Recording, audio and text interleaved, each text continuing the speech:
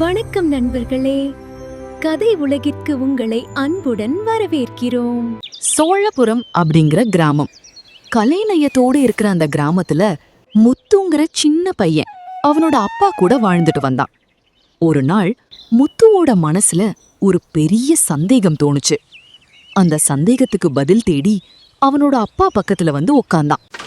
அப்பா கிட்ட இதை எப்படி கேக்குறதுன்னு யோசிச்சுக்கிட்டே அவனோட அப்பாவை பார்த்தான். அப்பா, இந்த உலகத்துல என்னோட மதிப்பு என்ன அப்படின்னு முத்து அவனோட மனசுல இருந்த குழப்பத்தை கேட்டான்.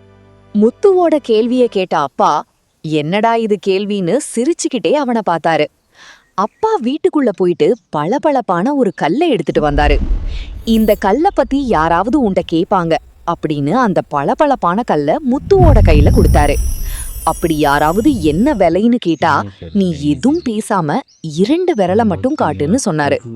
அதே சமயம் கல்லை தொலைச்சிடாம பத்திரமா வீட்டுக்கு கொண்டு வந்துரு, நான் இல்லாம இந்த கல்லை யார்கிட்டையும் கொடுக்காதன்னு சொன்னாரு.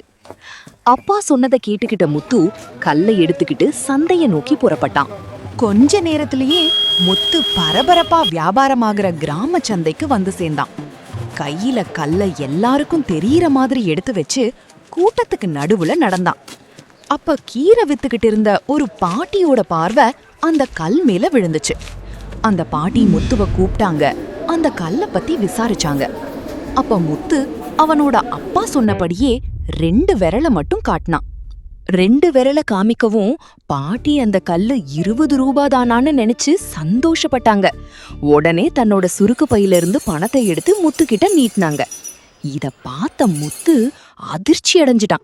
கல்ல பாட்டிக்கு விக்காம அங்கிருந்து வேகமா வீட்டுக்கு ஓடிட்டான். வீட்டுக்கு வந்ததும் தன்னோட அப்பா கிட்ட நடந்த எல்லாத்தையும் சொன்னான்.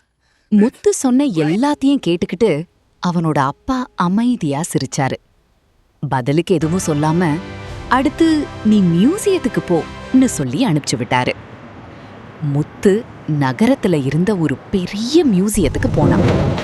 ரொம்பவும் ஆச்சரியத்தோட மியூசியத்துக்குள்ள தயங்கி போனான். அங்க ரொம்பவும் பழங்காலத்து பொருள், சிலையெல்லாம் இருந்ததை பார்த்துட்டே நடந்து போயிட்டு இருந்தான். அப்ப ஒரு அதிகாரி முத்துவையும் அவன் கையில வச்சிருந்த கல்லையும் பார்த்தாரு. என்ன கல்லா இருக்கும்னு பூத கண்ணாடி வச்சு கல்லை ஆராய தொடங்கிட்டாரு. திடீர்னு அவரோட முகத்துல ஒரு ஆச்சரியம். ரொம்பவும் பரபரப்பா கல்லை பார்த்தாரு. அவருக்கு என்ன அவசரமோ, தம்பி இந்த கல்லு என்ன விலை அப்படின்னு முத்து கிட்ட கேட்டாரு. முத்து எப்பையும் போல மறுபடியும் 2 விரலை மட்டும் திரும்ப காட்டினான். அத அந்த அதிகாரி என்னன்னு புரிஞ்சுக்கிட்டாருன்னு தெரியல. உடனே 20,000 ரூபான்னு நினைச்சு எடுத்து கொடுத்தாரு. இத பார்த்த முத்துக்கு மறுபடியும் ஒரு ஆச்சரியமும் அதிர்ச்சியும். மறுபடியும் வீட்டுக்கு ஓடுனான்.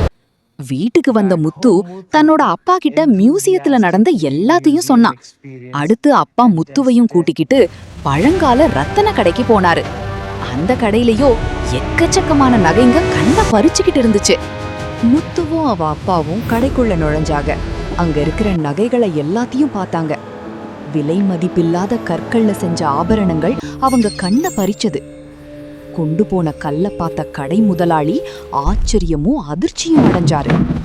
அந்த கல் எங்கேயும் கிடைக்காத அரிய வகை ஆபரண கல்னு அவர் உடனே தெரிஞ்சுக்கிட்டார். வியாபாரி விலை எவ்வளவு நல்லா கேட்கல. முத்து எப்பையும் போல 2 விரலை மட்டும் காட்டினான். உடனே வியாபாரி இருக்கிற பணக்கட்டை எவ்வளவுன்னு எண்ணாம மேசை மேல அடுக்க ஆரம்பிச்சிட்டாரு. அப்பதான் முத்துவுக்கு புரிஞ்சுது. ஒரு இடத்துல 20 ரூபாய்க்கு ஆரம்பிச்சு இன்னொரு இடத்துல 2 கோடிக்கு மேல கல்லுக்கு மதிப்பு மாறுது. ஒரே கல்லுக்கு மதிப்பு இடத்துக்கு இடம் மாறியது போலதான் ஒரு மனுஷனுக்கும் தான் எந்த இடத்துல எப்படி இருக்குங்கிறத பொறுத்துதான் மதிப்பு தீர்மானமாகுங்கிறத புரிஞ்சுக்கிட்டான். நண்பர்களே, அடுத்த கதைகளுக்கு சப்ஸ்கிரைப் செய்து காத்திருங்கள். கதையுலகில் ஒன்றாக பயணிப்போம்.